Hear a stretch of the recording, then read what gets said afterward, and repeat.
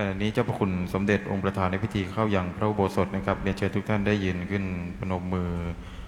ถวายการต้อนรับท่านเจ้าพระคุณสมเด็จองค์ประธานในพิธีครับ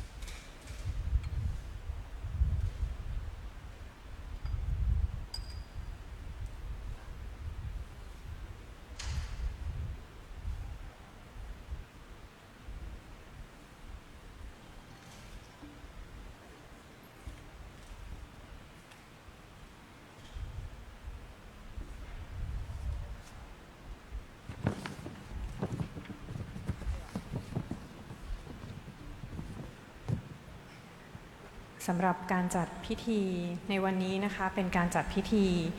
ขึ้นเนื่องในงานใต้ร่มพระบารมี 244 ปีกรุงรัตนโกสินทร์ซึ่งกิจกรรมทั้งหมดนะคะจัดขึ้นระหว่างวันที่ 22 ถึง 26 เมษายน 2569 นะคะโดยทางกระทรวงวัฒนธรรมร่วมกับภาคส่วนต่างๆที่เกี่ยวข้องกำหนดการจัดพื้นที่หลักๆนะคะมี 3 พื้นที่ค่ะได้แก่ที่อุทยาน100 ปีจุฬาลงกรณ์มหาวิทยาลัยนะคะที่พิพิธภัณฑสถานแห่งชาติพระนครและก็ที่วัดประยุรวงศาวาสวรวิหารนะคะกิจกรรมทั้งหมดเป็นการจัดขึ้นเพื่อร่วมเฉลิมฉลองเนื่องในวาระครบรอบวันคล้ายวันสถาปนากรุงรัตนโกสินทร์ 244 ปีและเพื่อเป็นการน้อมรำลึกในพระมหากรุณาธิคุณและเทิดพระเกียรติพระบาทสมเด็จพระพุทธยอดฟ้าจุฬาโลกมหาราชปฐมกษัตริย์แห่งพระบรมราชวงศ์จักรีที่ทรงสถาปนากรุงรัตนโกสินทร์เป็นราชธานีของไทยตั้งแต่วันที่ 21 เมษายน 2325 นับมาจนถึงปัจจุบันนะคะเป็นเวลา 244 ปีแล้วนะคะซึ่งพระมหากษัตริย์ไทยในพระบรมราชจักรีวงศ์ทุกพระองค์ทรงเปี่ยมด้วยทศพิธราชธรรมทรงปฏิบัติพระราชกรณียกิจนานับประการเพื่อสร้างประเทศชาติให้มีความเป็นปึกแผ่นมั่นคงด้วยพระปรีชาสามารถทรงทำนุบำรุงศาสนานะคะรวมถึงศิลปะวัฒนธรรมของชาติให้มีความเจริญรุ่งเรืองสืบเนื่องมาจนถึงปัจจุบันค่ะ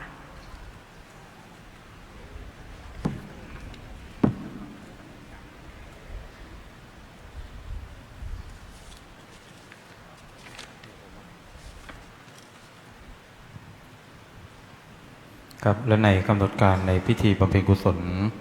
อุทิศถวายสมเด็จพระบุรพมหากษัตริยาธิราชและพิธีตักบาตรพระสงฆ์เนื่องในโอกาสงานใต้ร่มพระบารมี 244 ปีกรุงรัตนโกสินทร์ที่จะเริ่มขึ้นด้านในพระอุโบสถวัดพระเชตุพนวิมลมังคลารามในโอกาสนี้นะครับเมื่อการทุกทั้งปวงพร้อมก็จะได้กราบรัตนาท่านเจ้าพระคุณสมเด็จองค์ประธานในพิธีได้เป็นประธานจุดธูปเทียนบูชาพระรัตนตรัยจากนั้นจะได้เรียนเชิญท่านปลัดกระทรวงวัฒนธรรมได้จุดธูปเทียนเครื่องทองน้อยเบื้องหน้าพระบรมสาธิสลักษณ์ของสมเด็จพระบุรพมหากษัตริยาธิราชจากนั้นถวายดอกไม้ธูปเทียนแพร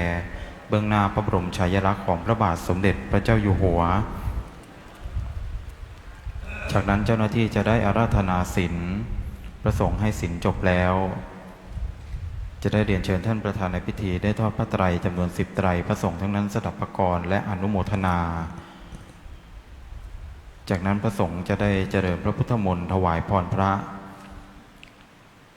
และเรียนเชิญท่านผู้มีเกียรติทุกท่านได้ร่วมกันถวายเครื่องไทยธรรมตามลำดับพระสงฆ์จะได้อนุโมทนาอีกคำรบหนึ่งเป็นอันเสร็จพิธีด้านบนพระอุโบสถ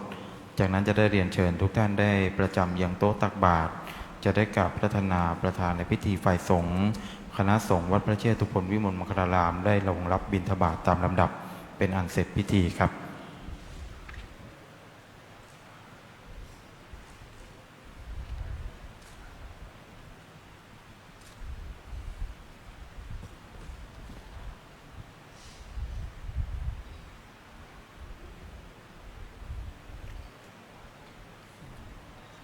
ครับนอกจากพิธีการในวันนี้นะครับ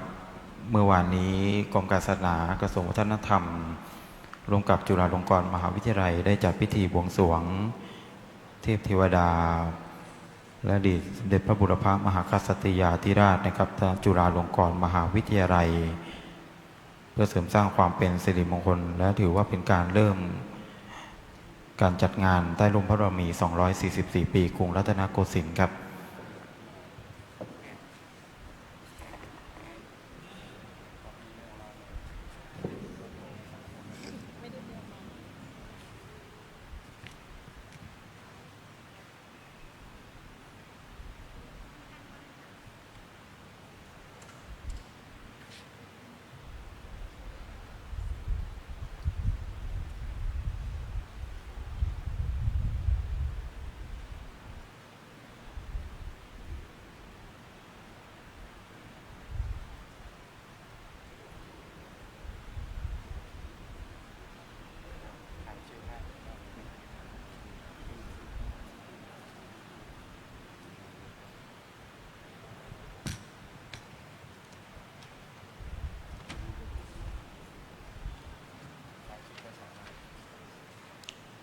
ครับหนึ่งในการจัดงานในวันนี้นะครับเราได้เลือกวัดพระเชตุพนวิมลมังคลารามหรือวัดโพธาเตียนนะครับเป็นวัดที่สำคัญแห่งหนึ่งและเป็นวัดประจำรัชกาลที่หนึ่งนะครับในโอกาสนี้ประสงค์องค์ประธานในพิธีบำเพ็ญกุศลทั้งศีลานุปทานเดินทางมาถึงแล้วนะครับจะได้เข้าสู่พิธีการตามลำดับครับ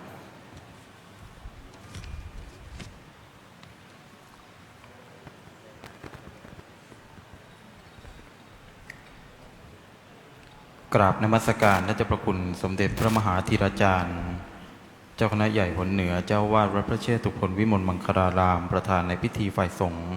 ด้วยความเคารพยิ่งเรียนท่านประสบเรียงเงินท่านปลัดกระทรวงวัฒนธรรมท่านอธิบดีกรมการศาสนาท่านผู้บริหารกระทรวงวัฒนธรรมและท่านผู้มีเกียรติที่เคารพทุกท่านครับกระผมขออนุญาตนำเข้าสู่พิธีการบำเพ็ญกุศลอุทิศถวายสมเด็จพระบุรพมหากษัตริยาธิราชและพิธีตักบาตรพระสงฆ์เนื่องในกิจกรรมใต้ร่มพระบารมี244ปีกรุงรัตนโกสินทร์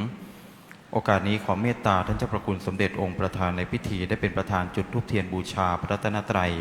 ขอกราบพระรัตนาด้วยความเคารพยิ่งครับเรียนเชิญทุกท่านได้ยืนขึ้นนะครับพนมมือ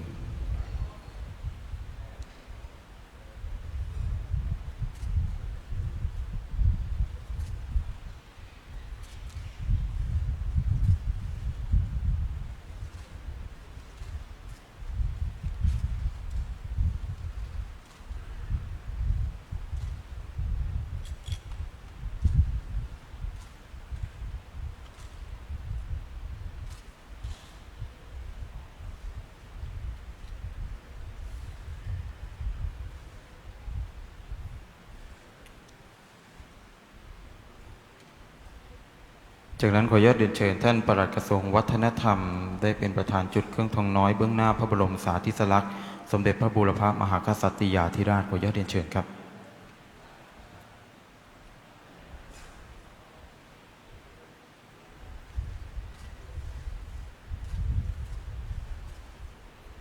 จากนั้นเรียนเชิญท่านได้ถวายดอกไม้ธูปเทียนแพรเบื้องหน้าพระบรมฉายาลักษณ์ของพระบาทสมเด็จพระเจ้าอยู่หัว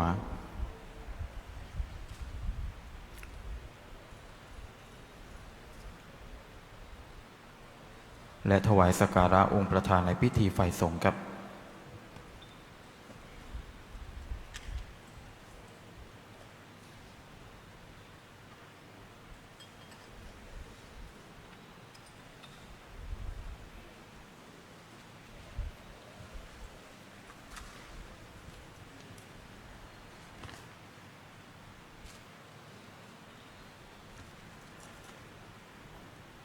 จากนั้นเรียนเชิญท่านอธิบดีกรมการศาสนาได้เข้าถวายสักการะขออนุญาตเรียนเชิญครับ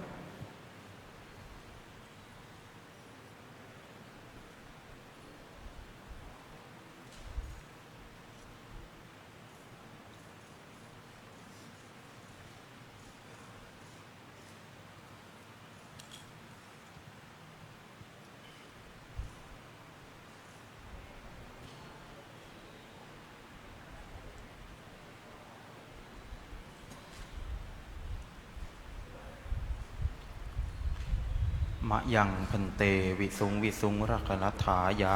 ติสรเนนะสหปัญจศีลานิยาจามะทุติยัมปิมะยังพันเตวิสุงวิสุงรักนัฏฐายะติสรเนนะสหปัญจศีลานิยาจามะตติยัมปิมะยังพันเตวิสุงวิสุงรักนัฏฐายะติสรเนนะสหปัญจศีลานิยาจามะนะโมตัสสะภะคะวะโตอะระหะโตสัมมาสัมพุทธัสสะนะโมตัสสะภะคะวะโตอะระหะโตสัมมาสัมพุทธัสสะนะโมตัสสะภะคะวะโตอะระหะโตสัมมาสัมพุทธัสสะนะโมตัสสะภะคะวะโตอะระหะโตสัมมาสัมพุทธัสสะนะโมตัสสะภะคะวะโตอะระหะโตสัมมาสัมพุทธัสสะนะโมตัสสะภะคะวะโตอะระหะโตสัมมาสัมพุทธัสสะพุทธังสรณังคัจฉามิ พุทธังสรณังคัจฉามิ ธัมมังสรณังคัจฉามิ ธัมมังสรณังคัจฉามิ สังฆังสรณังคัจฉามิ สังฆังสรณังคัจฉามิทุติยัมปีพุทธังสรณังคัจฉามิทุติยัมปิพุทธังสรณังคัจฉามิทุติยัมปีธัมมังสรณังคัจฉามิทุติยัมปิธัมมังสรณังคัจฉามิทุติยัมปี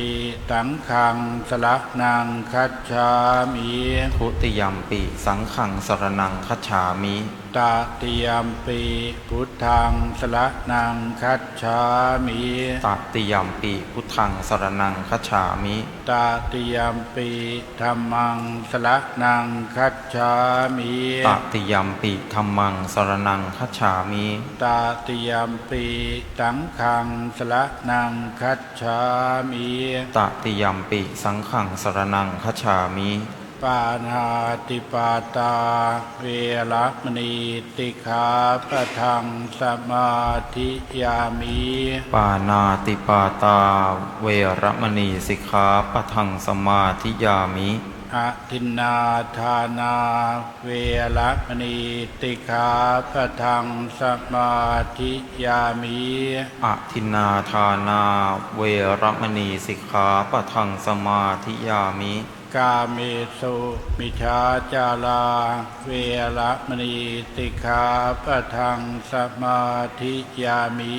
กาเมสุมิชาจาราเวรมณีสิกขาปะทังสมาธิยามิมุสาวาทาเวรมณีติขาปะทังสมาธิยามิมุสาวาทาเวรมณีสิกขาปะทังสมาธิยามิสุราเมรยะมัชฌะปมาทัฏฐานาเวรมณีสิกขาปะทังสมาธิยามิสุราเมรยะมัชฌะปมาทัฏฐานาเวรมณีสิกขาปะทังสมาธิยามิอิมานิปัญจสิกขาปทานิสีเลนะสุขติยันติสีเลนะโภคสัมปทาสีเลนะนิพุติยันติตัสมาสีลังวิโสทะเยบัดนี้เจ้าหน้าที่ได้รับผ้ารองโยงและผ้าพระภูสายโยงเสร็จสิ้นเป็นที่เรียบร้อยจะได้เรียนเชิญท่านปลัดกระทรวงวัฒนธรรมท่านประสบเรียงเงินได้ทอดผ้าไตรจำนวน10 ไตรขออนุญาตเรียนเชิญครับ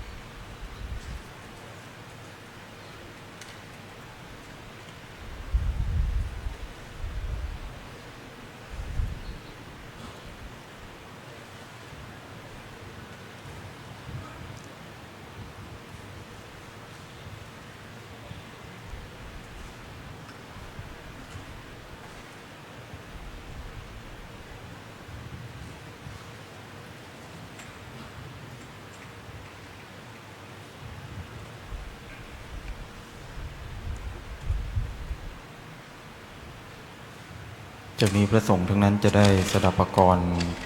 และอนุโมทนาประธานในพิธีกรวดน้ำตามลำดับ อนิจจาวัตสังขาราอุปาทวยธรรมิโนอุปชิตวานิรุชฌานติเตสังบูปัสสโมสุโข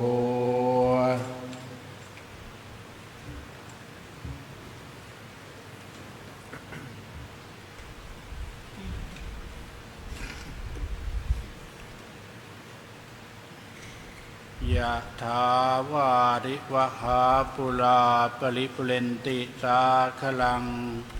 เอวะเมวะอิโตทินังเปตานังอุปกัปปติอิจิตังปฏิตังตุมหังคิปะเมวะสมิจจโตสัพเพปุเรนตุสังกปาจันโทปนโสยะถามณิโชติละโสยะถาติโยอาเววันจันตุสัพพะโลกโควินาศตุมาภวันตวันตรายโยสุขีทีขายุโกภวสัพพิติโยวิวันจันตุสัพพะโลกโควินาศตุมาเต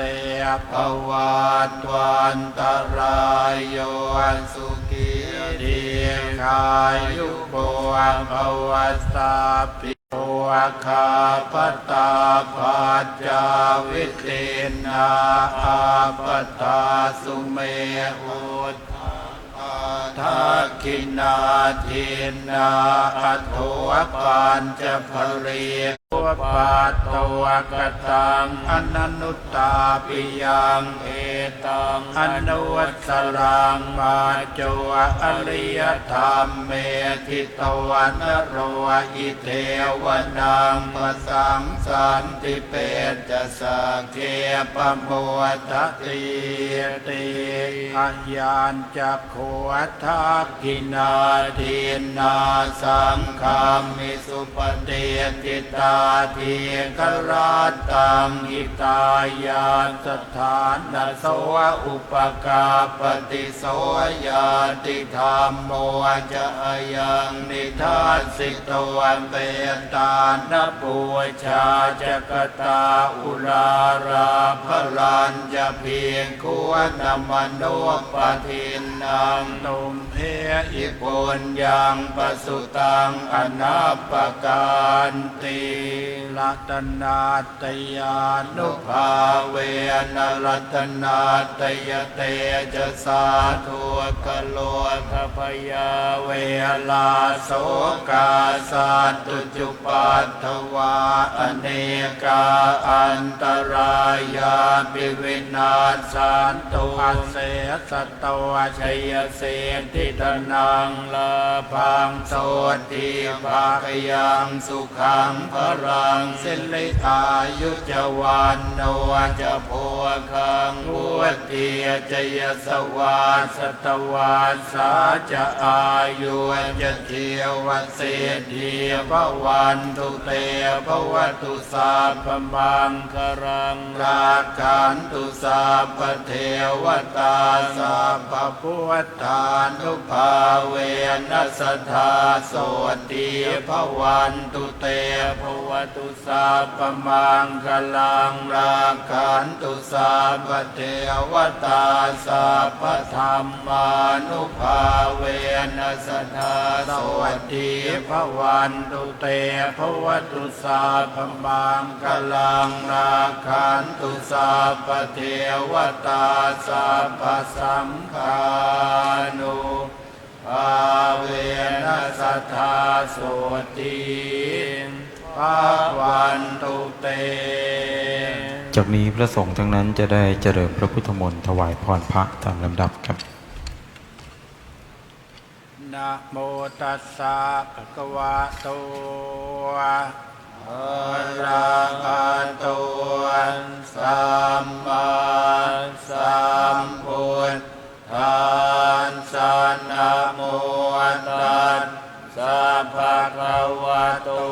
งอะระหะโตสัมมาสัมพุทธัสสะนะโมตัสสะภะคะวะโตอะระหะโตสัมมาสัมพุทธัสสะ จิตติปิโตภะคะวะ อะระหังสัมมาสัมพุทโธเวชชาจรณะสัมปันโนสุขโตโลกวิทูอนุตตโล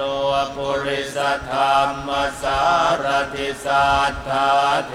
วมนุสานังพุทโธภควาติสวากขาโตภควตาธัมโมสันติติโกอาการิโกเอหิปัสสิโกโอปนัยโกปัจจตังเวทิตาโพวินโยเหติสุปฏิปันโนภควโตสาวกสังโฆอุชุปฏิปันโนภควโตสาวกสังโฆยายปฏิปันโนภควโตสาวกสังโฆสามีจิปฏิปันโนภควโตสาวกสังโฆจัตตาริปุริสยุคานิอาตปุริสปุคลาเอสภะคะวะโตสาวกสังโฆอาหุนายโยปาหุนายโยทักขินายโยอัญชริยกรณีโยอนุตตรังปุญญาเขตังโลกัสสติปาอุงกะอาต สมพิเนมิตสาวุทานตังพิเมฆลังอุทิตโคลสเส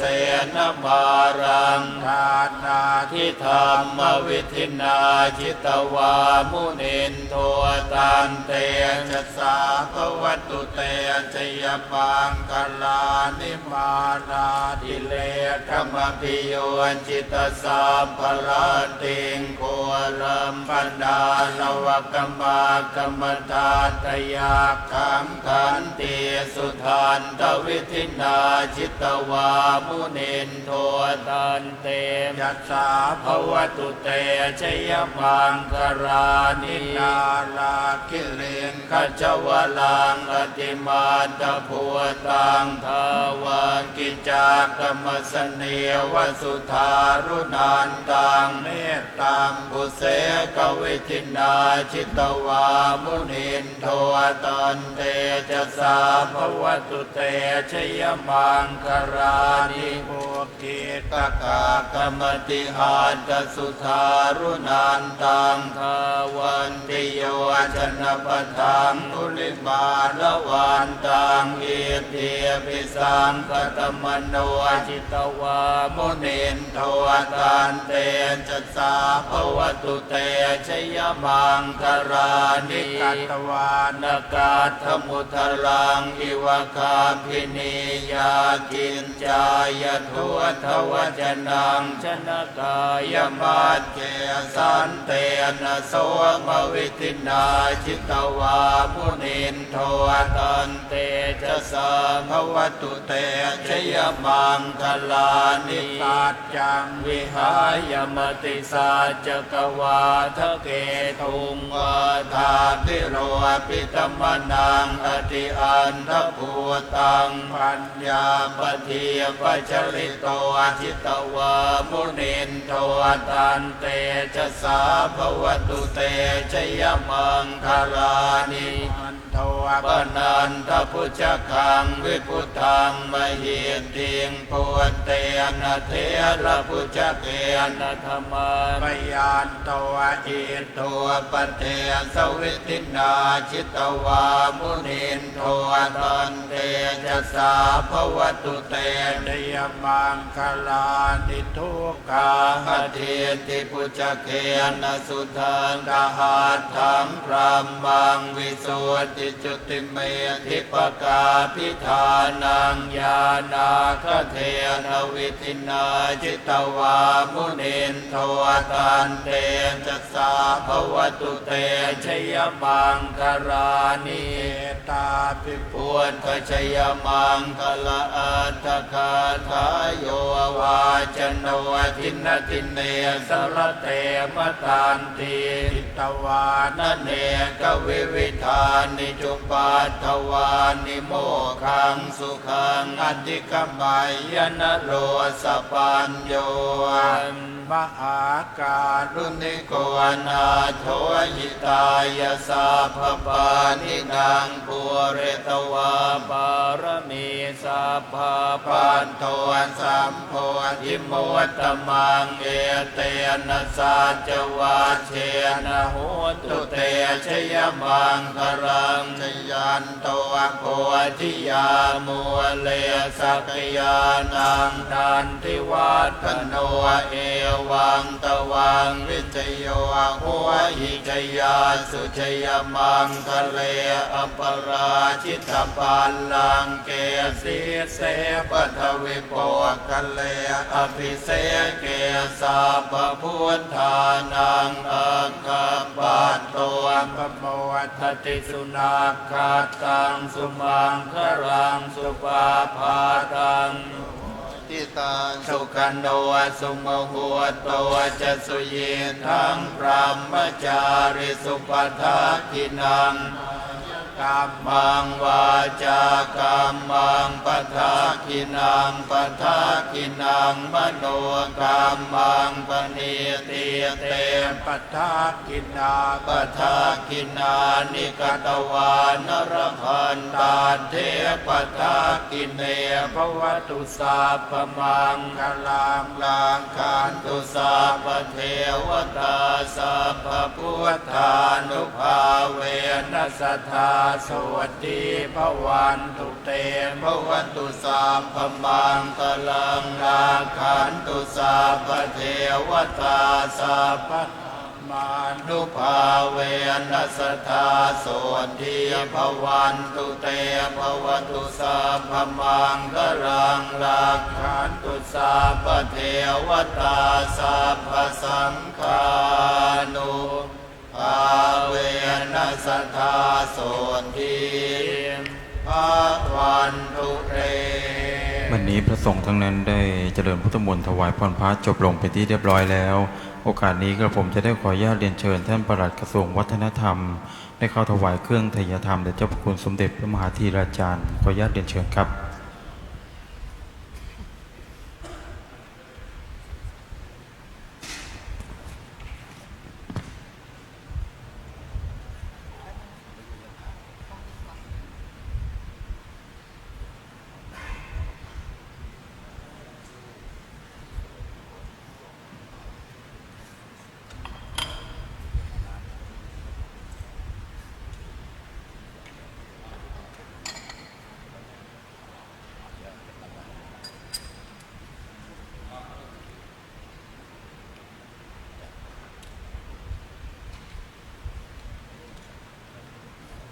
ค่ะและลำดับต่อไปนะคะจะขอเรียนเชิญท่านผู้มีเกียรติ10ท่านนะคะถวายแทนธรรมแด่พระสงฆ์ที่เจริญพระพุทธมนต์นะคะ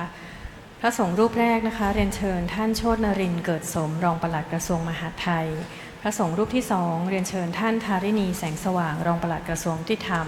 พระสงฆ์รูปที่3เรียนเชิญท่านอิงออนปัญญากิจหัวหน้าผู้ตรวจราชการกระทรวงเกษตรและสหกรณ์พระสงฆ์รูปที่4ค่ะท่านวรรณีนนท์สิริหัวหน้าผู้ตรวจราชการกระทรวงการอุดมศึกษาวิทยาศาสตร์วิจัยและนวัตกรรมพระสงฆ์รูปที่5ค่ะท่านอุเทนชนะกุล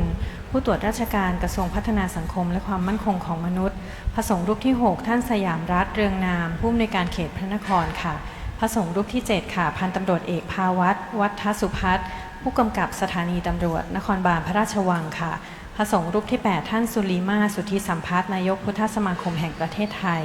พระสงฆ์รูปที่9ท่านวิโนชกุมารสิงห์นายกสมาคมฮินดูธรรมสภาและพระสงฆ์รูปที่10ค่ะท่านการันสืบสุขเจริญผู้แทนสมาคมศรีคุรุสิงห์สภาค่ะขอเรียนเชิญทั้ง10ท่านค่ะ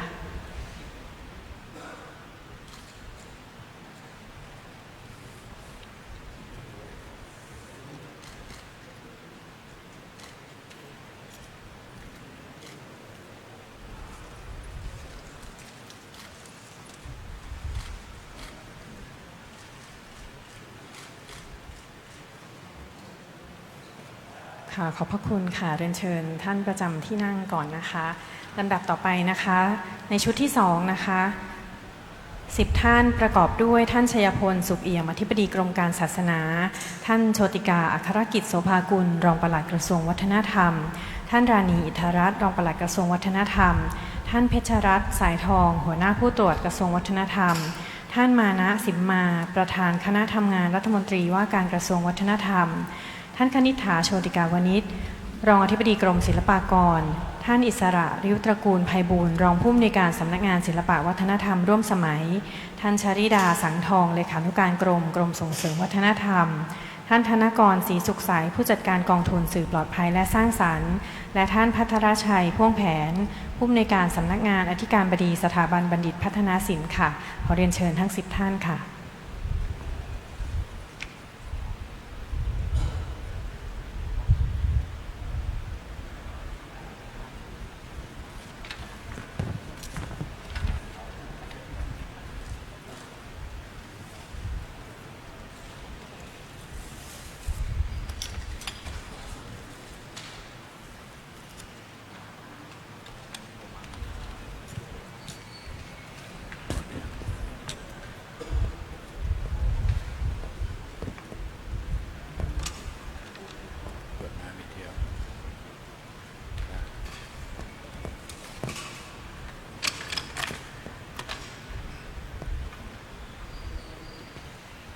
ยะถาวาริวหาปุราปริปุเรนติสาคลังเอวะเมวะอิโตทินังเปตนังอุปกัปปติอิจิตังปฏิตังตุมหังคิปะเมวะสมิจจโตสัพเพปุเรนตุสังกปาจันโทปนโสยะถามณิโชติละโสยะถาติยวะเววันจันตุสัพพะโลกโควินาศตุมาเตภวันตวันตรายโยสุขีทีขายุโกภวะอภิวาทนาสีติสันนิจังวุฒาปัจจายโนจัตตารโอธรรมาวันติอายุวันโน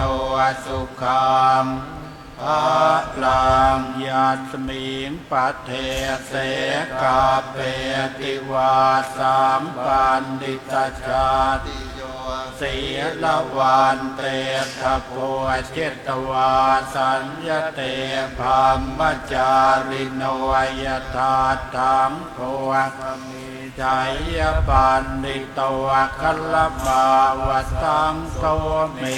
อาโทอนุปาโตตังอนันตุตาปิยังเอตังอนุวัชลังมัจโจอริยธรรมเมติโตอิเทวดังปสังสันติเปจะสักเขปโมทติติเตอาทลาธาสุขิตาวิโลนธาภวตสาสเนอโลวคาสุขิตาภวตสะอัสสะเพหิยาติปิเตอาทลาธาสุขิตาวิโรนธาภวตสาสเนอโลวคาสุขิตาภวตสะอัสสะเพหิยาติปิเต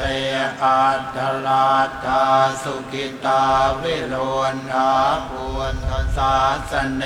อโลคาสุขิตาภวตสะอัสสะเพหิยาติปิภวตุตาปมังคลังราคันตุสัพพเทวตาสัพพพุทธานุภาเวนัสสตาโสติภวันตุเตภวตุสัพพมังคลังราคันตุสัพพเทวตาสัพพธรรมานุภาเวนัสสตาโสติภวันตุเตภวตุสัพพมังคลังราคันตุสัพพเทวตาสัพพสังฆ คานุปาเวนัสสัทธาโสติภาวันตุเต บัดนี้พิธีบำเพ็ญกุศลอุทิศถวายสมเด็จพระบุรพมหากษัตริยาธิราชได้เสร็จสิ้นลงแล้วโอกาสนี้กระผมขออนุญาตเรียนเชิญท่านปลัดกระทรวงวัฒนธรรมได้กราบลาพระรัตนตรัยถวายความเคารพเบื้องหน้าพระบรมสารีสลักษณ์และพระฉายาลักษณ์และกราบลาประธานในพิธีฝ่ายสงฆ์ขออนุญาตเรียนเชิญครับ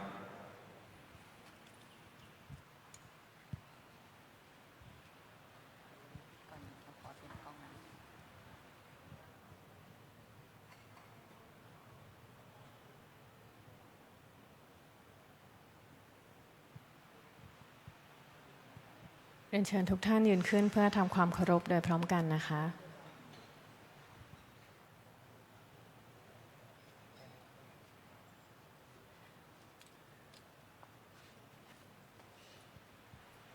ค่ะขอบพระคุณทุกท่านค่ะ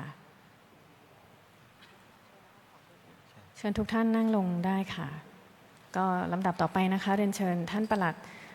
กราบลาประธานสงฆ์พร้อมทั้งรับของที่ระลึกค่ะ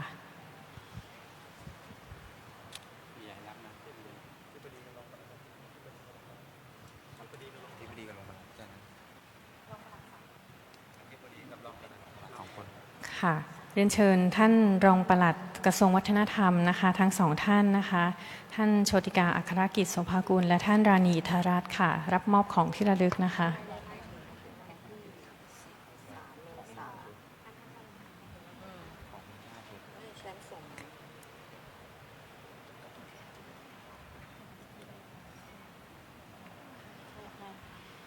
ค่ะและเรียนเชิญท่านอธิบดีกรมการศาสนารับของที่ระลึกค่ะ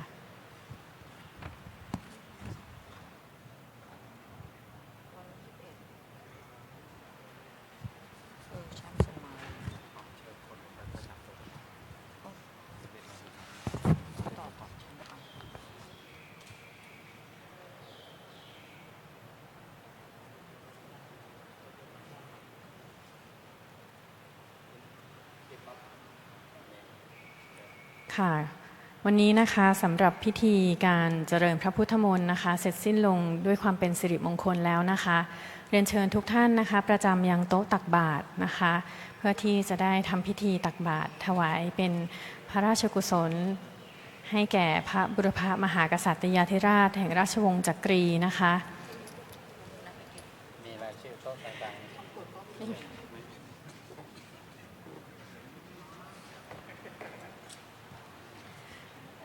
ขอขอบพระคุณทุกท่านนะคะทั้งท่านผู้แทนกระทรวงผู้แทนหน่วยงานองค์กรเครือข่าย